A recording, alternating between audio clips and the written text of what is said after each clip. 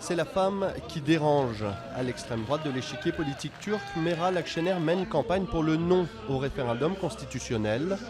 Le MHP, le parti d'action nationaliste dont elle est issue, a lui décidé de soutenir le oui.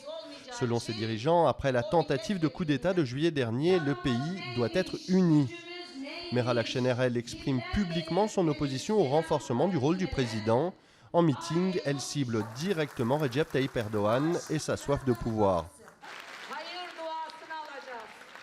On va nous remercier d'avoir dit non. Après notre victoire, le président de la République s'abstiendra de commettre des délits anticonstitutionnels. Il retrouvera le droit chemin et sera enfin, comme il se doit, le président de tous les Turcs.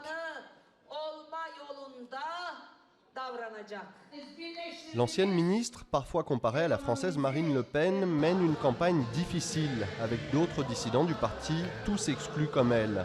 Réservation de salles annulées, coupure de courant en plein meeting, mais sa persévérance séduit et les sympathisants ressortent galvanisés.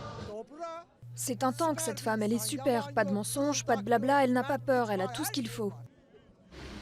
Du côté de son ex-parti, la campagne pour le oui se fait discrète, dans l'ombre de la machine de campagne du président Erdoğan. Et la colère est vive contre la dissidente.